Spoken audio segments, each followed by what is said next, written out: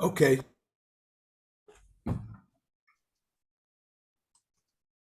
Morning, everyone. And here we are, the Three Amigos, one more time. What we're doing today is that we're going to wrap up our exploration of the Baldrige Are We Making Progress survey. And today we're going to be talking about item number 7, which is results.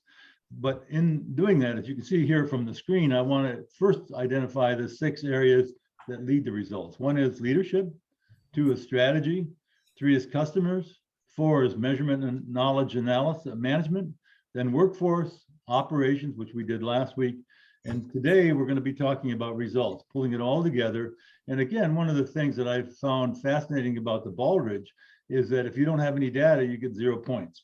And as a consequence of that, it can be a real challenge for companies to do this, because on initial blush, they probably get 150 points out of 1,000, and they either become discouraged or, see that they have gaps and they got to work on. So having said that, I want to kind of move down to the 7 items here. As you can see on the bottom, these are the elements of results that they'll be looking for. And to begin, I think, Ron, I'm going to kind of go with you, because the first 2 are, in my mind, related to customers. Do our products meet requirements, which are customer driven? And then certainly the second one, are my customers satisfied with my work? Okay, very good. Sure. You're right. Those are both sort of customer oriented, which is market oriented, and includes, kind of marketing. If you use the broad definition of marketing, which I like, which is, everything between the delivery of the product and developing the product. So that first question, A7, my work products meet all requirements.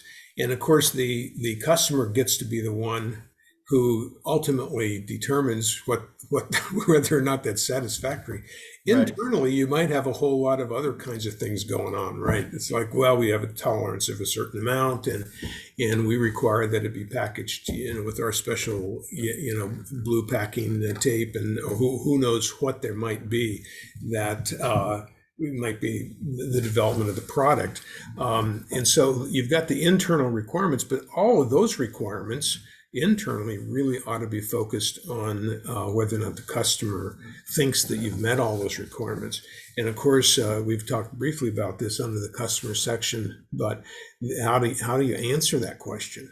And as you already said, if you don't have data, you really can't. You're just going, well, yeah, sure. Yeah, no, I mean, everything that went out of here was according to spec. Right. Well, yeah. Well, maybe your specs, but what are and then there's that other piece there, and which ties into B7. My customers are satisfied. And that is, it's one thing to be satisfied, and it's another thing to be, say, delighted. Right. There are some interesting companies doing some interesting things with trying to push over into this delight category, having to do with the packaging. Today, you see so many packages that are of brand name items that are really nicely designed, where all the pieces fit together nicely in a small box and they unfold nicely, and they're trying to use less plastic, and they're trying to use less paper in order to be able to be sort of environmentally friendly, depending on their customers and what their attitudes are. Sorry about that. And they really are beautiful. But as I mentioned, I think in an earlier show, and you get right down to it, and the technical specifications are written in 2-point type, and it's not like old people can't read it. Of course we can't read it, but you need a magnifying glass, even if you're a young person with 20/20 vision, in order to read it. And it's sort of like the expectation is, it's so modern and new. You put a QR code on there, and all the information is going to be there. And so you get to the website, it's identical to the one to what, it's a PDF of the thing that had the teeny weeny type, and you have to try to blow your computer up in order to even read that one. And the first one wasn't any good. And you know what? The second one's no better, just because it's electronic. So the interesting thing there is that you might score well on the specifications, and boy, you did good design work, and that first blush was really nice, but you get down to actually trying to implement, say, the product and get it to work, and it's an entirely different story. And so the interesting thing is the customer might say, yeah, this is wonderful, but then you ask them 2 or 3 weeks later and they still haven't got it working. And that, I think that happens way more frequently than most companies even recognize. So this question about satisfaction and requirements, which go together, really requires a feedback system. That is, how does it look? What's your initial impression? And oh, by the way, now that you've had the product for a while, how does that look? And did it work the way it was you expected it to? What did you really like? So the design of these questionnaires and the feedback, and sometimes it can be, even a focus group, and larger companies do focus groups to find out much more deeply what it is that the customer wants. And ultimately they vote with their dollars. And so if you're selling a product and then the sales drop, it may not be that people don't buy it, it's that they don't buy it again. So there's a lot to this. And it's really, really key to understanding whether or not your company is doing well. And all of the other questions that fall below are really about adjusting each one of those areas to the first two. Because if you can't meet the product requirements, whatever the customer wants, and you can't satisfy them, all of the other things are just trying to do it. Right. That's what they're there to do, is to solve the first two. I wanted to, before I pass this on to Ed to talk about financials, I wanted to contrast what you were saying against the product that I just purchased from Aldi. Kathleen and I wanted a swing set in the back, a double swing, a seat swing. It was just simple. And I bought one, I think maybe a year and a half ago, and I think I paid $200 for it. Well, Aldi had them for $99. Mm-hmm. It was the same one. And the reason I mention it is that I have never seen instructions so well put together. On each element which you have to put together, there's a visual picture, there's items, and here's what you need to put on it, the number. For me, it was simple. I realized what I needed to do. Unfortunately, I lost 2 screws, which caused a bit of a problem. But the fact of the matter is, it is an example of how some companies take this seriously, and this was made by an American company. Some do it. $99. I'm just absolutely overwhelmed. And the ones who do it really right anticipate that you're going to lose 2 screws, and they put 2 more in. Yeah. And I've had that happen several times, where you go in and you're supposed to have 12, and there are 13. Right. Yeah. No, that's a good. In this case, I had to go.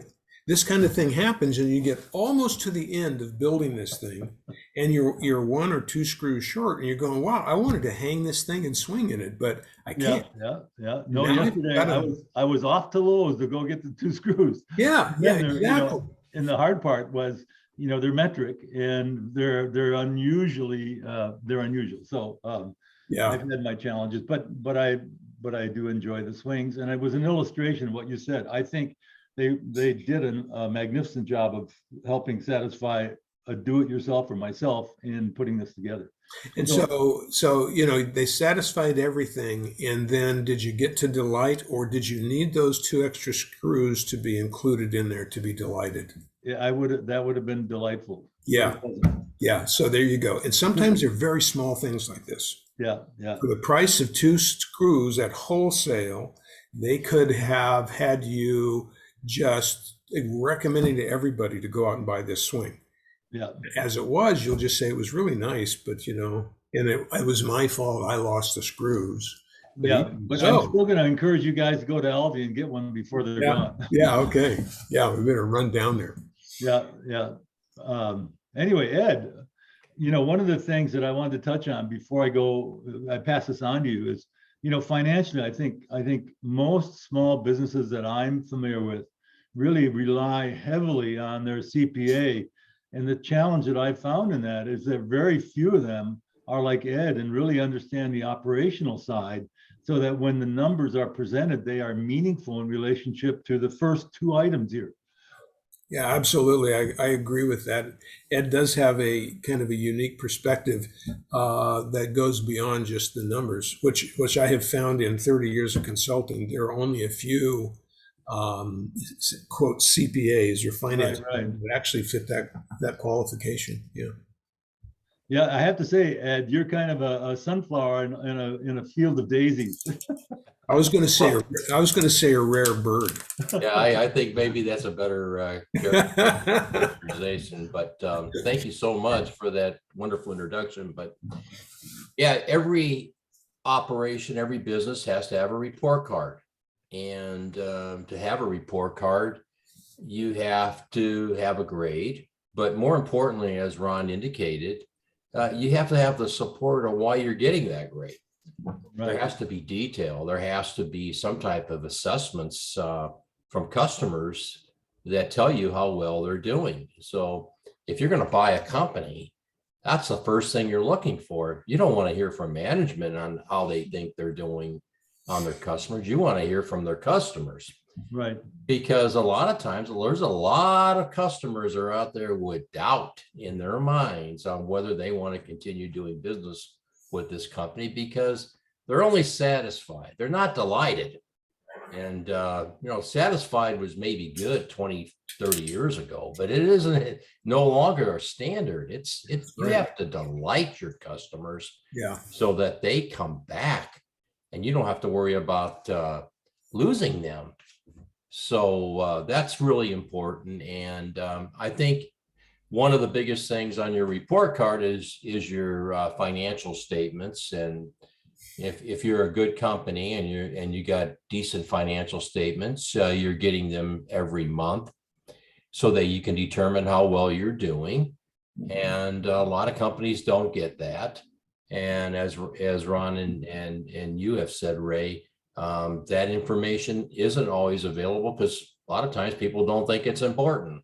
Well, obviously it is very important, and it's important for the following reason, because the more money you're making and the better you're doing, the better job you can do in meeting the expectations of your customers to make them delighted with your services or products.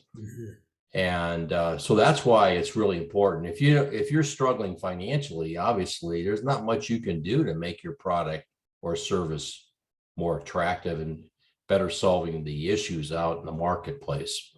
So having that financial information is extremely important.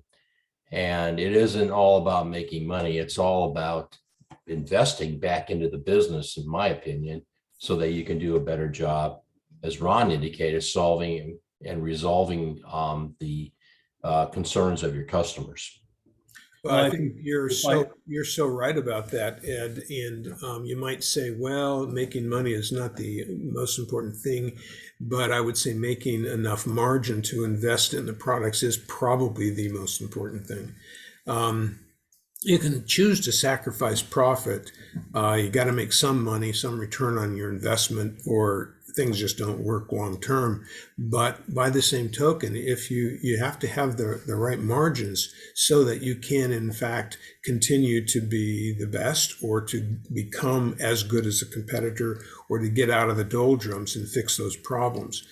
Being conservative and having money in the bank is really, in a sense, it's a responsibility to all of the employees. Because if you can't solve the problems because you're too tight financially, what you've done is you've just squandered the money that you did make. And really, it's a responsible business person does not act that way. Now, a lot of times, this profit mongering and businesses get blamed for doing all kinds of things that, financially, you only care about profit, but it's not the profit, that you care about. It's the margin dollars that can stay in your business and grow your people and grow your product line and grow your quality that is critical. Because if you don't do those things, you not only will you eventually not be profitable, but you won't have anything to sell. So, this is so important. And you're right. If you don't know if you're profitable, and I will mention just the financial statements, as we've worked on together so many times, they have to be right. You can't just say, oh, here it is, and then owners not paying the attention. They have to know what it means, and if they don't understand, they need help to understand. Well, I think one of the challenges that I've seen out there, and it kind of ties into 7D, which is coming up, and that is, the financials are lagging indicators. Right. You get the numbers and what it needs to do, and part of what we've been having this conversation about, and the reason that this is divided into 7 sections is, where are the weaknesses? Where are the areas where your margins aren't what they should be, and can you go back and fix those and make them more profitable and help you be able to generate what you need? And I think this is the important thing, is when you look at the next one, my organization has the right people and the skill to do its job. The challenge that we see in small businesses is that the business owner gets so caught up in what he has to do on a day-to-day basis that he loses sight of what he has to do. That's been my experience. Bigger businesses, they can distribute the load more evenly. But one of the challenges of a small business, either whether it's ego or just lack of staff, is that it becomes very difficult for him to be able to do that. And I think what Ed does, by virtue of helping them understand the importance of the financials, is break it down in a way they get to understand, oh, so this is what we have to do. Because otherwise it just becomes one big mess on top of another mess. Yeah, absolutely. And it's really the financials that point to the next bit of information that you need. Yeah. Yeah. Sometimes it doesn't, the information is not on the financials, but the financials will tell you need more information. Right. Yeah, that gets in the importance of projections, and Right. every good business has to have some idea of where they're headed, which requires a projection of the future, or a budget, or both. Right. And with that, you can determine how well you're doing when you get to that point in time, to those numbers. So I don't know how you can operate a business without projections. Unfortunately, many CPAs, and I'm a CPA, that focus on the past, they're concerned about doing projections, because if the projections are wrong, they don't want to get blamed and have a lawsuit on their hands. Right. And my experience is more CFO related, because I was operating a company, and we couldn't operate without knowing our future numbers. Right. And so that's what we focused on. And we only used the past numbers as a verification and a confirmation that we were on the right track. Mm-hmm. So you need both. Unfortunately, as I said, there's a lot of legal liability associated with projections. So I can understand why some people are reluctant to do that. Additionally, many CPAs don't have experience in running a business. They understand how to report financial statements, and there's a whole big requirement there, a lot of information that they have to comply with. And then they have to do the taxes, and they have to comply with a bunch of requirements there. So it becomes more of a compliance business, which is important, obviously, because you have to comply with laws and regulations as noted in 7F. But to run a company successfully, you got to look into the future. And that's what, when you value a company, you don't value the company based upon past performance. You value a company based upon future performance. Those cash flows of the future is what's going to determine the value of your company. Well, I think to your point here, Ed, and I think this is one of the challenges, we've certainly talked about this, is that when you look at a small business, the guy usually, the founder has some technical skill, and he has very little understanding of either financials or running a business. And I think one of the things that, that's lost upon them is the value projections and budgets. They don't even understand what for is, when they look at the end of the month and they still have money in the bank, they're doing fine. That's right. Well, but they may not be doing fine 6 months from now when they're No, when I there is no money understand. in the But bank. what I'm saying to you is that one of the challenges we deal with is that when they're so busy, they can't get their head up out of the water, they just look at and say, well, we're doing fine. And what we're saying is that, when you break it out and you have somebody, you can get a better understanding of what has to be done, and the financials are what lead you in that direction. But the point we're trying to make here, Ed, is that most people don't even understand, what's a balance sheet, and what are the components of a balance sheet, and how do I get to it, and what does it do for me, and how can I use that as a tool to manage my business, as opposed to, well, that's interesting, we got money in the bank. I'm sure we've all had clients where they had money in the bank and they didn't understand where it came from. They just thought it was theirs. And then they go out and buy a new car, and 2 months later they're wondering why there's no money in the bank. Yeah. Well, that's a good I point. think, and we've all dealt with the fact that too many, non business types, the first thing they do when they make money is go out and buy a whole bunch of toys. Yeah, that's right. And then, Or they just take money out for personal reasons, whatever they are. yeah, Right. And that's a part of running a business that's very important. That organization and that dedication that you're going to leave the money in the business to grow the business. So we talked about that earlier in this presentation, how important that is. Because you keep raiding the bank, eventually there won't be anything out there when you need it.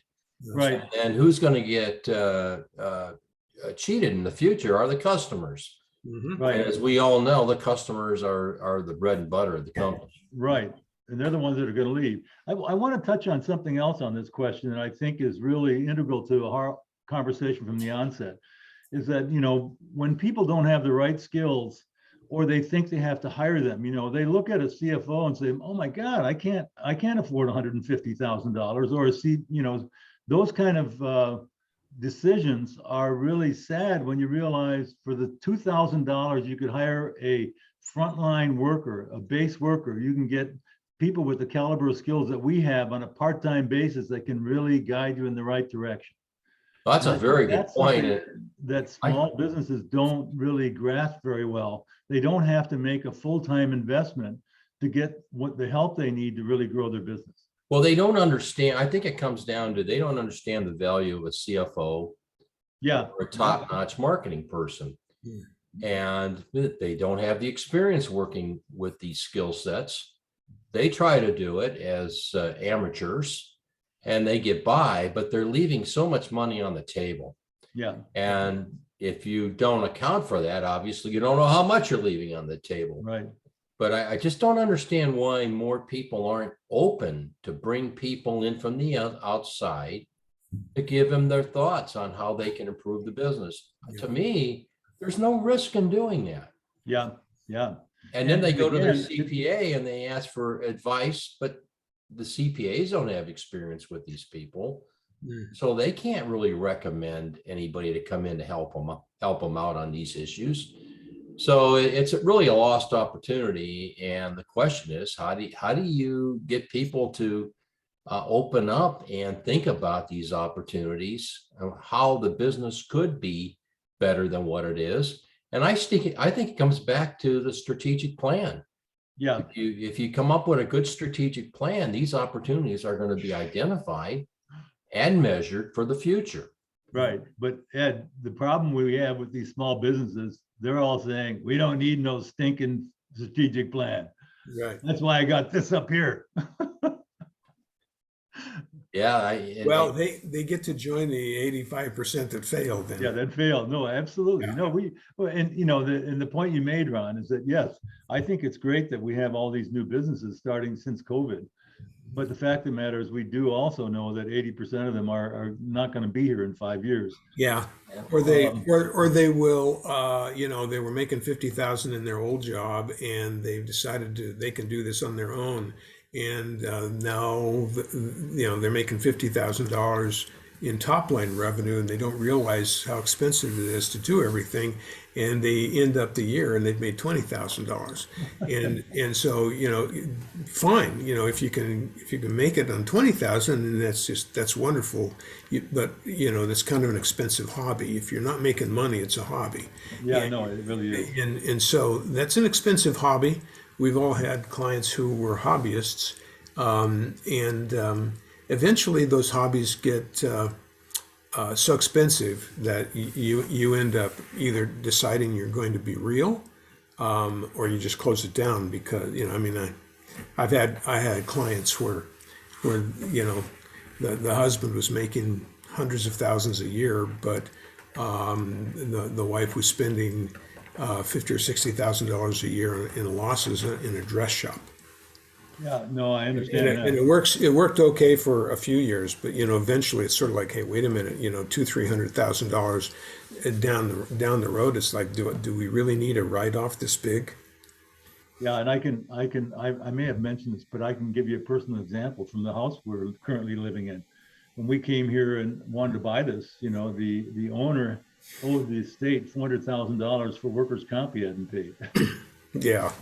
He was totally out of compliance. Yeah. Didn't figure it was really important. It wasn't necessary until they came and grabbed him almost with handcuffs. Yeah, and then he realized he was going to have free rent, but he wasn't going to enjoy it very much. Yeah, exactly. Bars in the windows. Right. Right. Let's take a look at the next one. My organization removes things that get in the way of progress. And we've been talking about this, as we've been generating this conversation. But seriously, and I think Ed has been one of the biggest proponents of continuous improvement of any CPA I've ever met. Who really says, if we're not improving things, we're getting behind. And I think in many cases, either because they don't know or they don't have the capacity, they leave things that are in the way, and the front line doesn't know how to deal with it, so they just ignore it.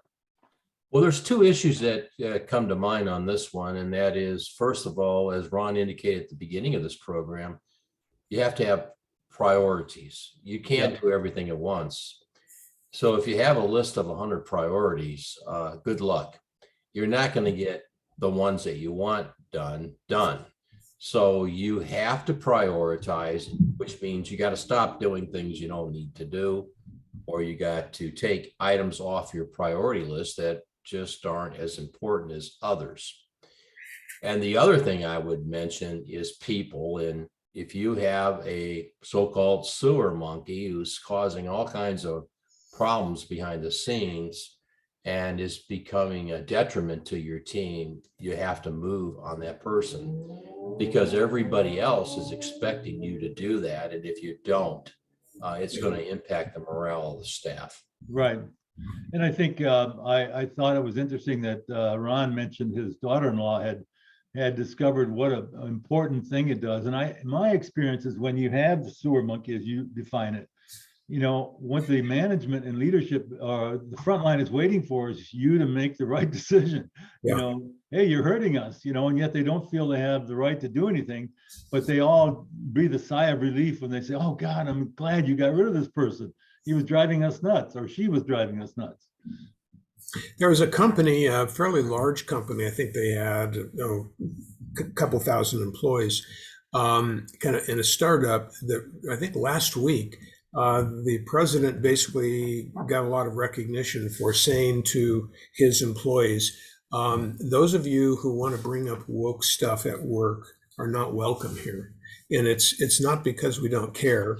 It's because it's disruptive to everybody. And even though you may or may not recognize that it is, I'm hearing from 80% of the employees that they really don't appreciate being told what they're supposed to do or how they're supposed to act. And it is such a detriment to our business that we would like to give you 4 months of your salary to go away. We do not. Boy, that's a strong statement. Yeah. And that hits this point directly. Well, and so we're going to see an awful lot of companies, actually doing that because they forget this whole issue of the right people.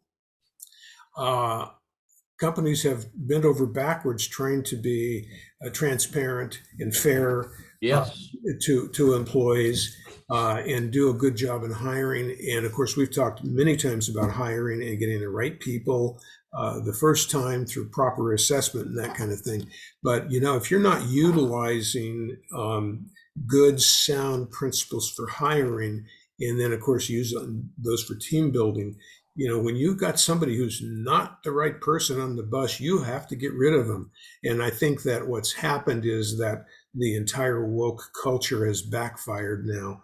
And now business people are realizing that, just as my daughter-in-law did, that these people are caustic and they're poison. They have to get out of the organization because there's no way up with those people. It's only down. And they can go fight for their causes someplace else or do it outside of the business. But if small businesses can't even afford to have one caustic person on their team because they can ruin 10 other people. I think the responsibility, those are very excellent points. But I also would want to say one thing. I think it's the owner's responsibility to have meetings from time to time to listen to what their employees have to say. Absolutely. And sometimes when they don't do that, these folks have no other way of getting their point across. Yeah. I have found that when you have the employee meetings and these people speak up, you have a tendency to say, hey, they're a real pain, right? But in reality, they're willing to speak up, which is a positive. Yes. And from that, you can take that information and make improvements. It's the people that say the stuff behind everybody's back. Right. And when they have a meeting, everything's fine. Well, but those are the ones that are hard to identify. Well, if you identify them, you got to get rid of them. That's right. And part of the woke culture, if who knows, we might not get this one posted, but part of the woke culture is to not be straightforward and honest about what your agenda is. That is part of it. So we could spend a lot of time talking about that. But my point here is that when someone has an agenda other than the agenda that the company spells out in their strategic plan and their goals and so forth, those people are wasting everybody else's time trying to fix social issues. And if a company is applying themselves to G7 practice, and they practice high standards and ethics, and they obey laws, they're doing the things that they should be doing, and that's important. But potentially allowing a company to be a force for social change, especially small companies, you just don't have enough margin to cover that kind of inconsistency and disruption in a company. Small companies just can't afford this kind of thing. Well, I think you're right. And I think to the point that you're trying to make here, Ron, that, the real value of a small business is being able to grow a particular segment or a niche, as you'd like to define it, because something exists out there in the marketplace. And I think, when they can do this and do it within regulations, I mean, the example I was using here is that, workers' comp is there for a reason. If you don't like it, that's difficult. And I know it's expensive, but at the same time, if you get caught not doing it, it can be more expensive than doing it, And so part of what we're talking about here is how do we manage the environment that's created for us, either by government or whatever. It's still something we have to do. And the way we change that is through laws or through voting or whatever. But that's part of this. And then, working my organization practices high standards and ethics. The companies that I've worked with that have high ethics usually have a better quality of staff than the companies who practice things and do them, I know it's a good rule, but don't worry about it. We're going to get that figured out. Well, here's a great example. Every once in a while, you'll find an opportunity in an organization. Let's say they're going back and checking their fixed assets, and let's say they find an opportunity, and management who don't understand generally accepted accounting principles want to make it a positive now, and which requires a tough person from the financial side that's got to come in and say, you can't do it that way. And these are the rules and regulations of how you're supposed to book these transactions. And that always causes a rub in an organization because they don't want to hear that. Owners don't want to hear that. They want to look good. Right. Well, everybody has to generate financial statements based upon generally accepted accounting principles. And if you don't use those principles, you're putting the company at risk. Right. So, I mean, as a financial person trying to help a company, if there aren't high standards and ethics, I probably would pass on the engagement because it just isn't worth the potential liability down the road. Yeah. I would love to help educate people why you have to do it a certain way. But sometimes people are so concerned about having a low tax bill, they'll do everything in their power and stretch things maybe too far. Right. It could hurt the organization and them down the road if it ever becomes a issue to some outside regulator. Yeah. And even worse, when they're trying to sell it, you know, the new owner is saying, well, your taxes say this and this proposal says that. You know, there's a vast difference between your suggested profit in this when you submit these on taxes. Which of these is true? And now Well, some of it's legit and a lot of it is legit, and there's not a concern. There are timing differences, but sometimes people go beyond that and they just don't want to pay the tax, and they'll say, find a way to so I don't have to pay the tax, and yeah, that's unethical. yeah, Well, exactly. I think, yeah, in as you said, the if you do something that's unethical, then your employees believe that it's okay to do things that are unethical. Yes, exactly. And then they cut a little here and do a little there. Pretty soon they're stealing time from the employer. They're starting conversations that are not necessary to be had at work. They're not getting their work done because they've stirred up a big mess. And so it's important that it starts at the top. And you just stay ethical. You do the right things. You properly evaluate people. They know what the limits of behavior are, and when they don't, and this requires discipline. And when people get outside the bounds on behavior, they have to be written up and according to the law. And when they've really go across that line, then you have to let them go. Yeah, no, I agree.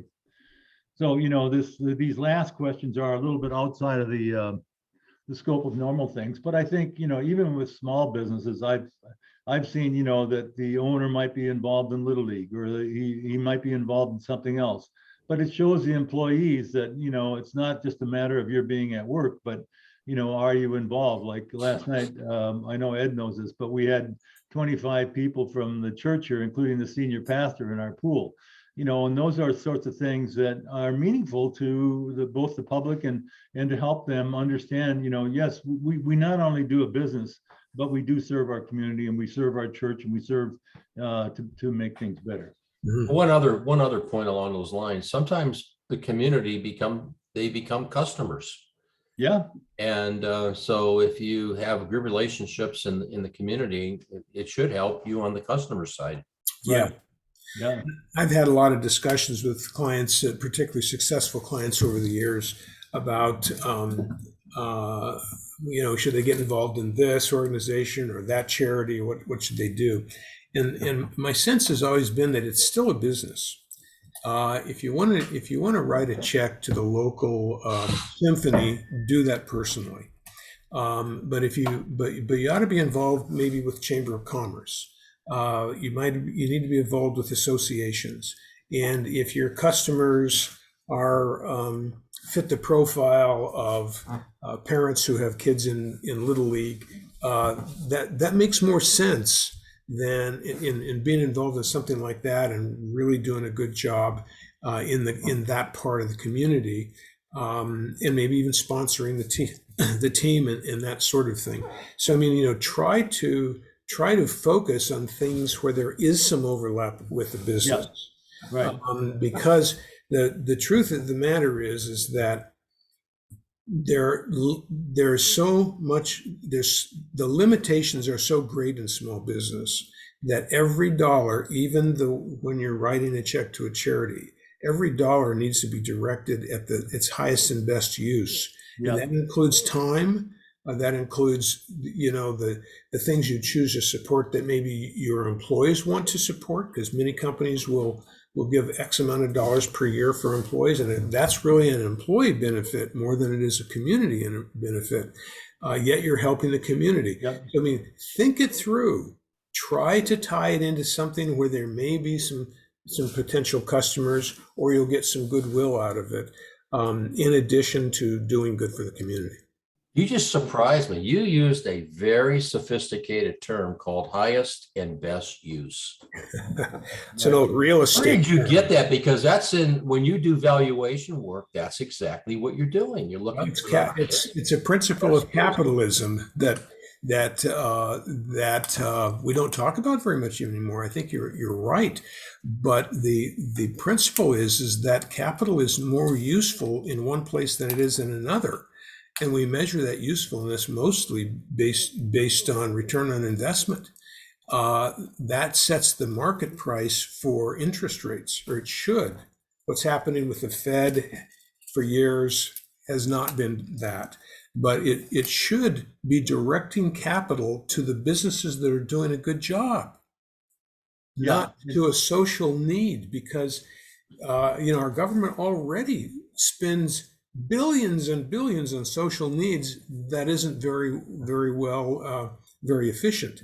So small businesses don't have that luxury. They simply have to stay determined to spend money on the highest and best use. And that's not just money. I mean, it's time and your employees, because it's too hard and it's too easy to fail and too hard to be successful.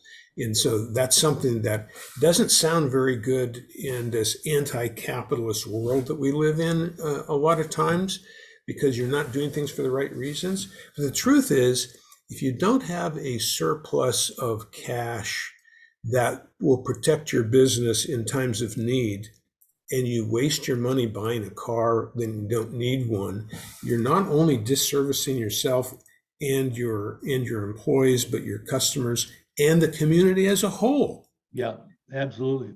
This is good for everybody to devote, our restricted assets. The truth is, no small business has enough assets, meaning cash or regular assets, to be able to spend on everything that comes down the road. Nobody does.